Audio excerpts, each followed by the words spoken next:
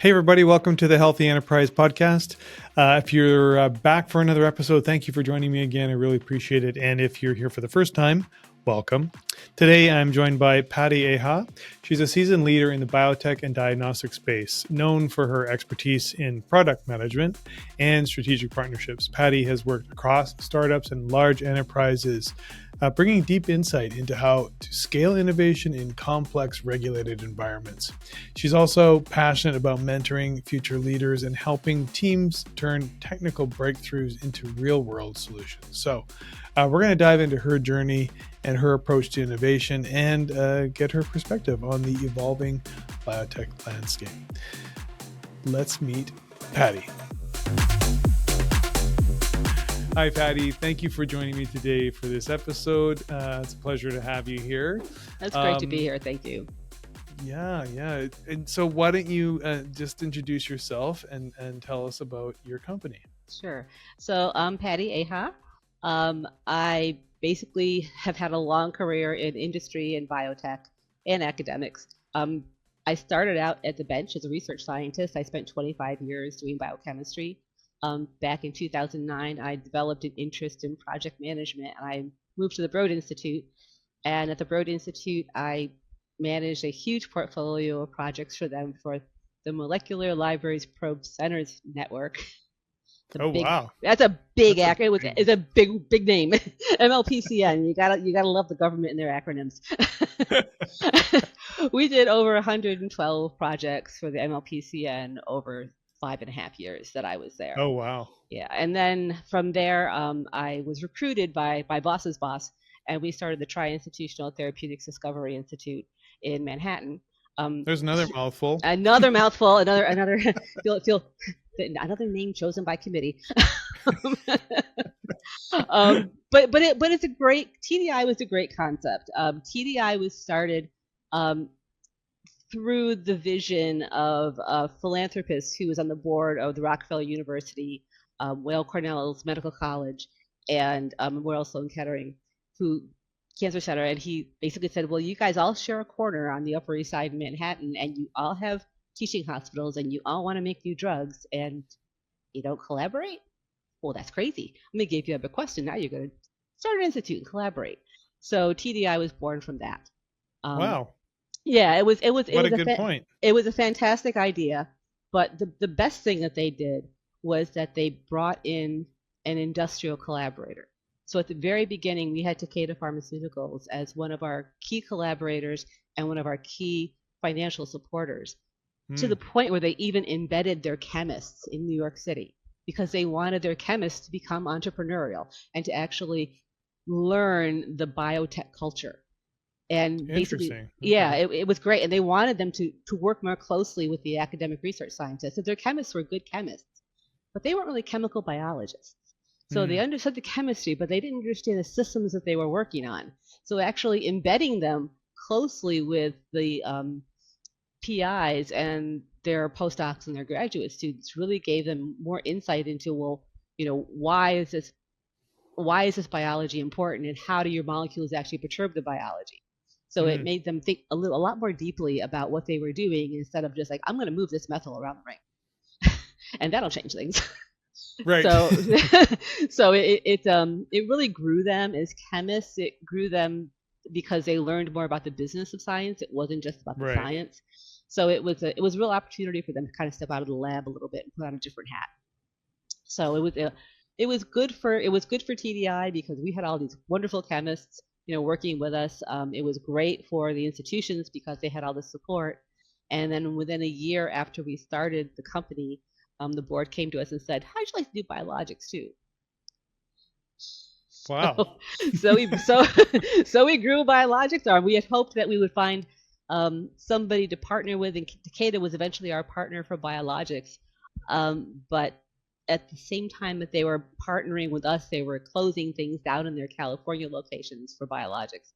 So we basically took on all the work that we hadn't anticipated doing, and we grew a really good group with some good people that actually work on biologics projects. And I was at TDI for 10 years, and we executed over 200 projects. And, we would take anything from, I have an idea, I think this is a target, but I'm not sure how to assay for it. I'm not sure it is a target. And we would help people with their target validation. We would help them develop their assays. We would show them, and basically what we were there for was not really, it was kind of subtle. Not only were we there to help accelerate the drug discovery pipeline, we were there to help teach the PIs how drugs were made.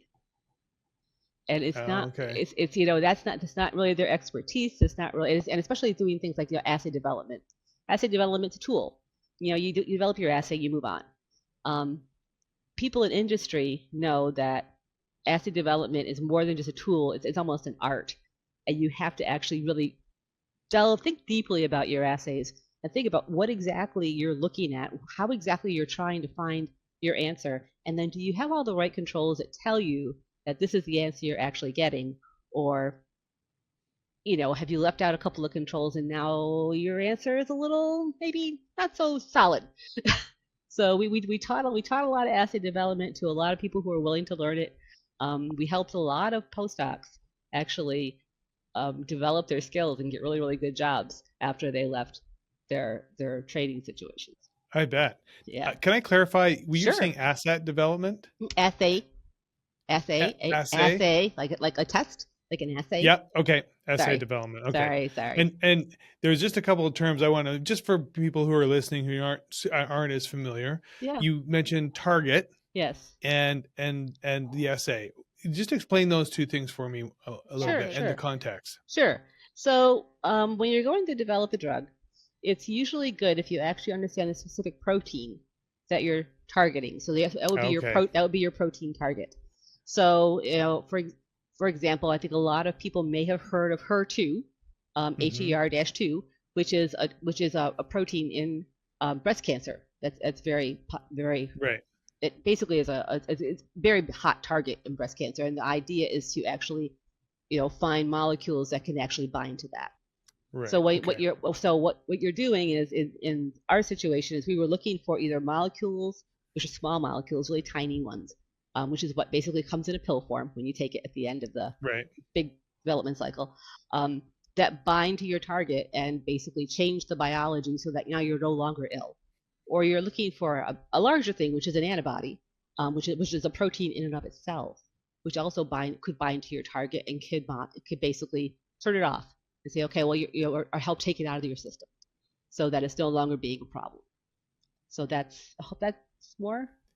Yeah, that's clear? Perfect. Yeah, okay. That makes perfect sense. Yeah. And then in the assay aspect? In the assay aspect, basically what you do is you want to figure out if your protein and your protein target and your molecules that you're looking at actually interact with each other. And there's a myriad of different ways to do that. And the ways that we do that are basically called assays.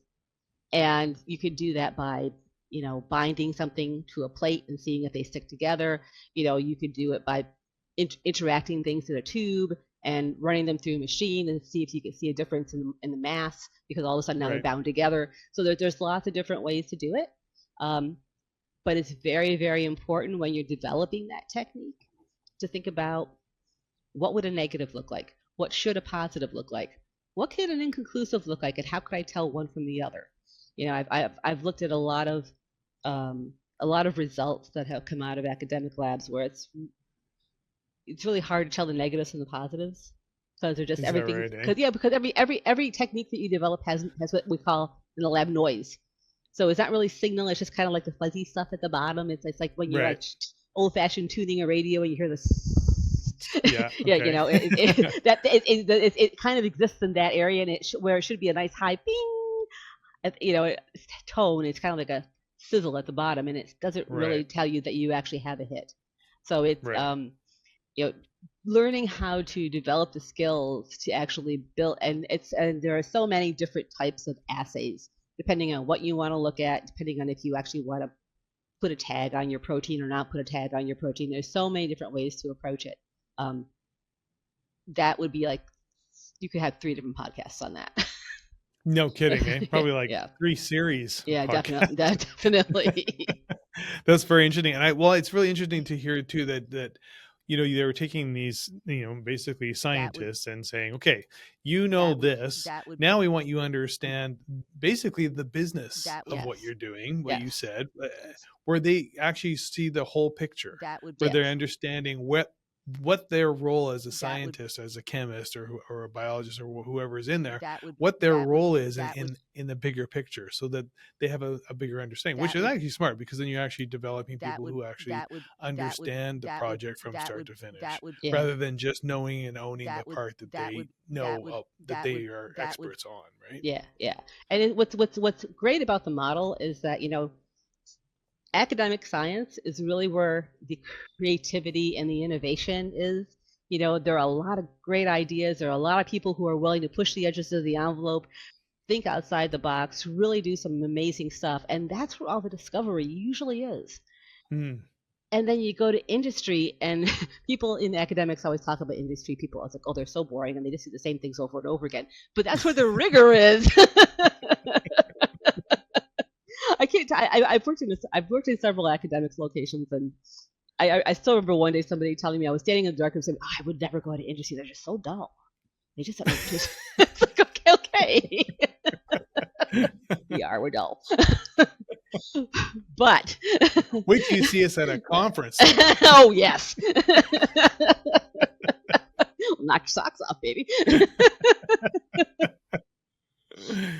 Yeah. Interesting. What part of that, so as a project manager, what was Mhm. what part of that role that would did you that that would really that sort of would sunk for you, like that would really kind of that would that aligned would with who you are, that would that as a would character, and as and that from would your that would education and everything? well, I really I like creative pursuits, and I like innovation, but I like to see them go someplace. Mm. So the whole confluence of, the creative and innovative work that our PIs were doing, but the fact that we brought the rigor to it that actually turned it into something that was really applied science. Mm-hmm. You kind of went from like knowledge for knowledge sake to, oh, look, we could actually do something with this to really help people. So Right. and actually get cures to patients faster. That I really liked, and that really resonated with me. Yeah. And you said That this would is early stage. So yeah. what stage, what is this, That would what stage are you actually at? Is it, we're at we've worked from I have an idea. oh, okay, like That would really early, like ping? I have yeah, ping. I have an idea. I think this could be a good target to pursue to address this disease. How do I do it? Right. So we started there. Not all projects started there. Some projects did. Most of our projects are more mature pipeline. We had two pipelines that are very young. Give me your idea. We'll help you figure out if it's real or not. And Right. the more mature pipeline is, okay, you've actually done some work on this. You have some assays. You have some ideas. Let us help you push it forward. Those were really full-fledged projects. Those we would spend a lot of time and money on, and those were ones we would actually like. We would actually have a finished product at the end, but our product still stopped before IND. So Hmm. there was still work to do to get to an IND stage. So again, very early stage projects. Uh, just explain IND, what the acronym means again. Okay, so the investigational new drug. Um, it's a very, very large document that one has to write to convince the FDA that you can safely begin testing your molecule or compound in humans. And the very, very first thing you need to do is test for safety. So they want to make sure that you've done some pre-safety studies to make sure that when you put it into people for the first time, you're not going to cause terrible effects or kill somebody. Right. So Yeah. it's gone through trials, but not through human trials at Yes. this point. Yes. Right. How what's the movement rate? What percentage go through, do you think, past that stage, IND? Is there Um, is it steep? Is it a steep no, no. no? Well, for us, I don't know if you're asking about attrition rate, really. No, I mean to getting approved to go to human trials. Is it a common place where projects stop there and don't go any further, or because is that a really critical point in the It's a process? really critical point in the process, and it's a really critical point in the process that needs further resources than we could have provided it at TDI Right. because we weren't resourced for that.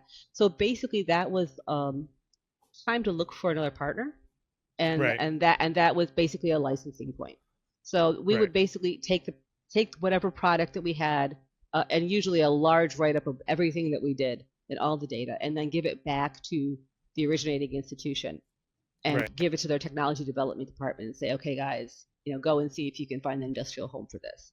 And because Takeda was supporting us, they had the right of first negotiation, and they would look at things to see Right. if they wanted them or not, and then they would negotiate for it. And if they didn't want it, the institution could go out and try to partner with someone else. Someone else. Right. Yeah, yeah. So we we developed about 38 assets that were ready for that. I think we licensed 19 of them.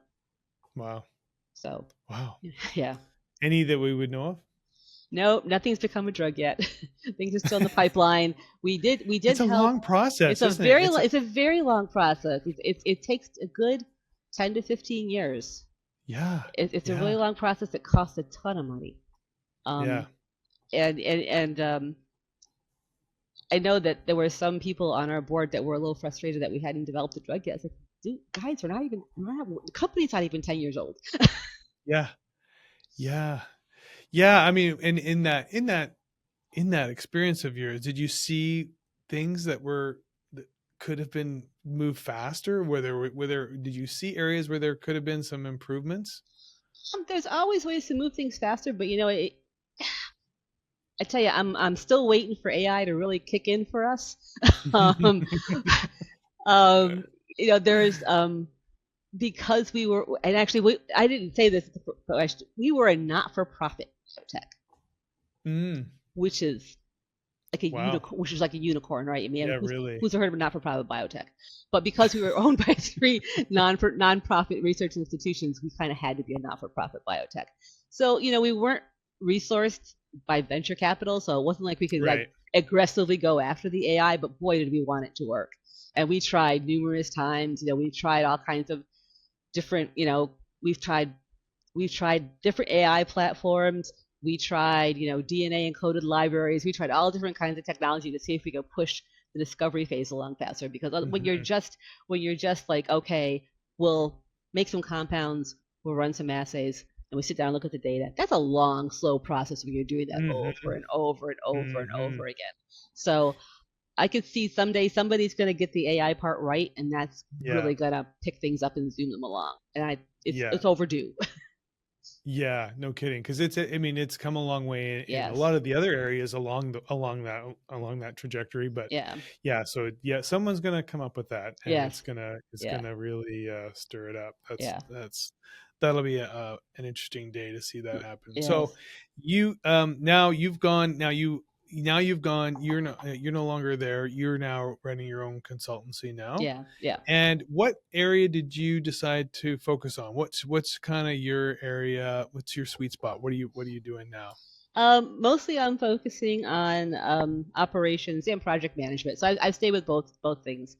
I've been in a number of biotechs. I've seen the good, the bad, and the ugly. I love biotech. I love startups. I love the fire and the energy that's part of like getting your thing going and getting it running. And I love to be able to be in there and advising at the early level, because I have a lot to offer as far as what to do and where the pitfalls are. There's a lot of I think we expect a lot of our scientists when we throw them into managerial positions and give them no training for managerial positions. Yep. So, I've worked with some really brilliant people who were fantastic with the science, and you just didn't want to managing other people because it wasn't their thing, and no. And that's fine, but you have to be able to determine that when you're identify that early on. Yes. And if you make a mistake, you have to be able to fix it. I've worked for one company that was really good at saying, okay, this isn't working out. Let's take a step back. Let's figure out how we can position everybody so they can work in a happier way, because this isn't working. And I think that's the right thing to do. I mean, you have to you want your teams to be happy. You want your teams to be productive. And too often, I think when people move from academics to industry, what happens is that they were trained as they were trained as a postdoc. They were trained as a graduate student. Everything was about them because you had to be. You were on your own and you had to figure it out, and it's a tough world. And then you get out there and you have people assigned to you and you treat them like they're your graduate student or your postdoc because that's what you're used to, and they're not. They're your team now. But I've seen this happen over and over and over again, and it's unfortunate because I think if we took some of our brighter scientists and basically train them a little bit in how to help their people be a team, how to understand that you have to help them. It's not like, okay, well, go figure it out. Isn't a good enough answer. Because those skills aren't innate. I mean, no, of course not. All of us have to learn that at some point in time. But you can't just take somebody and go, okay, you're doing that. Now you got to do this. I mean, that's right. Now you got to do this and that, and be brilliant at both. And you've had training in this, but you haven't had training in that. Good luck. And and some people are people, and they can do it. They can do it. Yeah. But frankly, most of us who are scientists, we're not. Okay, where do you fit in there then? I'm definitely not. Where a do you like people. to be? You're not a people? No. Oh, wow. Okay. I'm a very technical person. I would have said you were, but I don't know. I'm a very technical person. That's how I was at the bench for so long. I really, really loved being at the bench. I loved being in the techniques. And I like being technical. I got into project management because I had been in so many companies that folded one after the other. It's like, okay. My last company that I was in before I moved into project management that I loved so much, I could see the problems coming. And it's like, I've seen these problems before. How do I move myself into more of a managerial situation where I can be more helpful with the, no, don't do that. And somebody will actually listen to me. How you could deflect some of these problems in advance. Yes. Yeah. It was So that's what you kind of bring to the table then. So when at what point would somebody be go, okay, I need a Patti? At what point in the project do they go, we're missing a Patti here, let's go get one? Where would they? Where do you fit in when someone comes to you and says, okay, Patti, this is what we're doing? What is that point in time in the process? I can fit in a number of points. I mean, when we started TDI, my boss's boss in the Broad Institute said, I'm starting this company, why don't you come? And I said, I'm not sure I want to move to New York City. He said, okay, you don't have to move. I said, okay. So mostly because my family was settled here in Massachusetts, and uprooting everybody would have been just just traumatic. So but yeah, I started from the ground up and basically built the company from square one and put all the processes in place, figured out how we were going to do everything as far as, how we were going to interact with Weill Cornell about HR, how we were going to, do finance. It was just a build these pieces, kind of build the bridge as you walk over it kind of situation. And we were fine. We did. And then we grew because, what you build in year one is not going to be extensible to year 5 unless you don't grow at all. Right. Yeah, so when you grow, you have to start, okay, well, this works great for 5 people, but how does it work for 20 people? Right. So you have to constantly be in that sort of like Kaizen, always continuous improvements, always looking at your processes. What are you doing? How are you doing? Why are you doing this? Does it still make sense? Just because you've always done it that way. Right.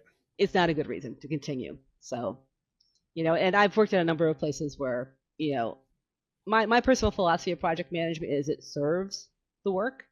It helps people communicate. It brings people together. Everyone knows what they're supposed to be doing, when they're supposed to be doing it. There are no surprises. But when it becomes the work, it's not project management anymore. It's not serving anybody. So it's sort of a, just enough process to make things work, but not so much process that it's an extra job because nobody wants that. It's such a good point because there is a fine line, right? You can over process. Yes. And you can almost do it to a point where you're over processing, and then it's almost like, oh, we've over processed for too long. It's and it's like coming back is painful. Yeah. Right. Yeah. And what happens is, my experience is some people really love that, so they cling on to it because it's it's especially in early research because it's in early research, you don't know what's going to happen. You don't really know how long it's going to take. It's the Wild West. It is the Wild West. Things fall apart all the time. So you have a process and you cling to the process because it's a known. I know this. It's like, yeah, but you have to let it go now. You can't hang on to this. Yes, we scheduled the meeting, but no one has any data. We're going to cancel the meeting. But we have a meeting. But it's pointless. We're going to cancel the meeting. It's okay. So some of my younger project managers have been very uptight about that. And it's like, it's fine. It's fine. Right. And project manager, I mean, being what do you feel are the qualities of a project manager that are really required to be good at it? Well, first you have to be a good communicator. And you have to be a good communicator on a lot of different levels. You just can't use one channel, and you have to think about it all the time. So planning out your communication, thinking about your communication, and then realizing that communication is a two-way street. You need to be listening and not just talking and spewing data at people. And then you have to be incredibly organized because you're going to have to herd a lot of cats that don't want to be herded. So in order to do that, you have to have your organizational hat on and figure out, well, what do the cats need for me to get them into this space? When I was yeah, they did, and a lot of treats, baby, a lot of treats. Many. When I was at the Broad, I used to set up a meeting once a week for all my managers, all my line managers, and we would talk through the whole portfolio and what projects and what timelines, and because the program that we were actually working for with the NIH actually had specific milestones we had to meet, which is unusual for a grant. Right. So we had to make sure that we stayed on top of those milestones. We met them for every reporting period. And then I would have breakout meetings, and I would have breakout meetings with the people who were doing the assays. I would have breakout meetings just the chemists. And I would have a breakout meeting with the automation team, and I would include the software team. And we would sit down and say, do you guys realize that these things are going on next week? And they all go, no. It's like, okay, that's why we're here. You were cranky about this meeting.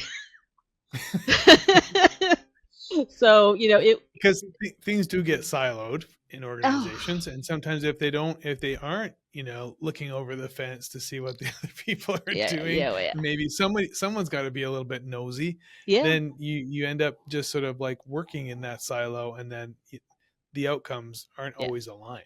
Exactly. And and people are they're doing their jobs, but they forget that part of their jobs is talking to somebody else. But no, I'm doing this because this is what has to get done. And I know when I started the meeting with this automation people, they were kind of huffy with me. It's like, yeah, but you kind of need to know you guys need to know what's going on. It's like, oh, we didn't know that. It's like, I don't know. So it's that's why I'm here. That's why I'm here, taking care of you. See, it's all good. So it was so communication, organization, emotional intelligence. When I was at the Broad, I used to have a very tiny little office, and it had one extra chair in it, and we used to call it the crying chair. Because people would come in, especially when we were getting close to a big deadline, stressed and angry, and there would be tears, and it'd be like I would have to talk them down from the ledge and then figure out how I was going to go and deal with the other side of the story, which was causing them all their stress, and how I was going to take that off their plate because they needed to focus on their work. I actually kept a big bag of chocolate in my office and doled out chocolate to people. Oh my God. Sounds so familiar. Worked. It worked. It got us through. I mean, this sounds a little more HR at this point. Where did you acquire these skills along the way? It's just sort of trial and error, or it's interesting. I'm an only child, but I'm a real big believer in teams. And I'm a real big believer in, building your team up and getting them working together and getting them well aligned with each other. So, to me, being able to get in there and create the relationships, that's one of the key, one of the key cornerstones of project management is the relationships. If you don't have those relationships with people, even if it's just a walking into the building from the parking lot relationship, or, if you're working from home, you set time up on your calendar for virtual coffee with somebody and just, hang out and shoot the breeze for a little while just to get to know them a little better. those relationships, when you build them like that, can really serve you well because you understand what makes people tick. You understand what their motivations are a little bit better. And then you can help figure out how to get your disparate pieces of the puzzle together a little bit more. So, if Joe is understanding what Jane's going through, you can kind of bring them together if you actually understand what's going on. If it's just two warring factions, resolving conflict is going to be really, really impossible unless you have some sort of relationship with both parties. And sometimes getting in there and resolving conflict as a project manager is what you have to do. Because teams always have conflict. There's always somebody who's unhappy with what you're doing. Well, it's any business is in the human business. Right. Humans just tend to have conflict. Yes. I don't know what it is. What's wrong with us? I don't know. I'm kind of not buying that I'm a technical person anymore because you seem to be dealing a lot of people stuff. There's even some psychology going on in there. Well, anytime you're doing any kind of business, there's always some kind of psychology. I mean, it's even if you're sitting down thinking about your strategy, your business strategy, you have to kind of think, right? You do the whole pest or pestle sort of analysis of your environment, and that includes things like, oh, look, what's going on politically, what's going on in the environment, what's going on in the community, and that all is sort of, psychology based. You kind of have to think about, well, what is this faction going to do, and how are they going to affect my business, and if I make this move today, does that make any sense for my business 10 years from now or even 2 years from now? Right. So that's the basic stuff that they teach you at business school. And it all filters into your whole culture, right? Yeah, absolutely. And that's the foundation of everything, really. Yeah, it is. And I, one of my best experiences was actually when I was in the lab. And I started a lab. I actually was hired by a small company. They were doing directed evolution, which is very, very cool. They were actually like taking little pieces of protein and tweaking them so that they worked in a different way, just by pushing them, biologically. And I started I started a protein production group, and there were 8 people in the group. 3 or 4 of them I had worked with before as a peer. So actually, one of them I shared a bench with in my previous job, he now reported to me. So that really taught me a lot about how to work with people, how to stay humble enough so that you can still be friends with the people that you are overseeing. It could have been a real disaster for me, and I knew it was a really sticky situation that I was going to, because all of a sudden here I had some friends that I was hiring. Yeah. And I was going to have to be their boss. Yeah. And I'm really happy to say that after working together for a few years, we are still friends today. That's great. Yeah, we still get together for coffee and stuff because we just enjoy each other's company. But it could have gone really poorly. Yeah, and the position you're put in that point is that now you've got to have really uncomfortable conversations, really difficult situations, and you're managing people's emotions in the process. Yes. It's not a job for the faint of heart. Yeah. That's for sure. No, but it was a good team, and we did some really cool science together, and that made a lot of it worthwhile. Yeah. And you bring that back you've said this a few times, that everyone's sort of like common denominator, or the thread in there is that at some point, whatever it is you're doing, the idea is that it's supposed to help somebody at some point. At the end of the line, it's going to make someone else's life better. Yes. Or some sort of improved outcome for someone's health situation, or whatever it is. So it seems to be that that's what is always in the back of people's minds. And why they do what they do. It's especially most of all companies that I've worked for, I mean, basically what we want to try to do is improve human health, right? And we basically we want to get cures to people who don't have them. There are so many diseases out there where the cures are either non-existent or they're okay. They'll buy you a little time, but it's not really a cure. And some of them are just so toxic that the cure is almost as bad as a disease. So Right. there are so many ways and so much that we can do to basically help improve human health. Um, and so much of that innovation comes from academics, and what happens in the academic labs. So it's a very exciting when it works well. It's very I exciting bet. when you see it happen. You know. I bet. And so how's been the transition for you from Ooh. working in an organization, with lots of people and being a project manager for lots of people, Mm. and now you're a solopreneur. How's Yeah, I that? am. How was that transition for you? It's been a little rocky for me only because I've had family issues that have dragged my attention away from what I've been trying to build Mm, for myself. So it's been a little bit of a tough first half of the year, but hoping that the second half of the year is going to be a lot more focused for me, so I can start, really building the business a little bit more, talking to more people. I right. know that there are some people out there who are waiting for me to be ready, Patty. One specific person. Almost there. Sorry. And the name of your company is Robin Hill Group, right? Yes, yes, it is. Yeah. So what's going to be okay? Now we need to hear your elevator pitch. Ah. My elevator pitch. So the Robin Hill Group was formed to help young emerging companies overcome their very first road bumps on speed bumps on the road to being alive and successful.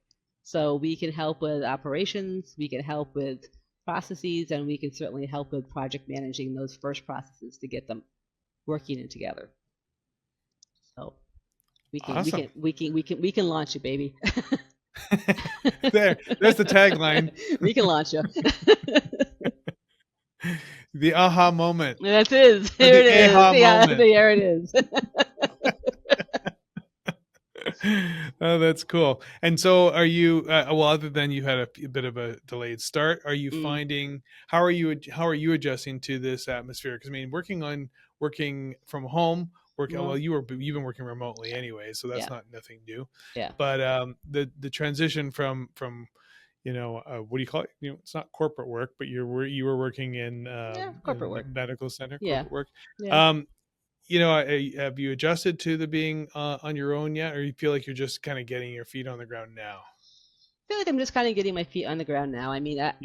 while I've worked at home for the last 10 years, it, I was always a Zoom call away from somebody. Right. I'd click a button and somebody was there, or somebody would be Yeah. calling me. So there was a lot more interaction than what I'm having now. Now I have to really think about and be very intentional about my interactions and make sure that they're actually happening, because it's easy to, my husband needs me. Okay, I'll go. Yeah. The But sun's out. Oh, okay, I'll oh go look, outside. oh look, it's nice outside. Now it's really more of it's more of a me driven process, but I'm pretty I'm pretty driven. Yeah.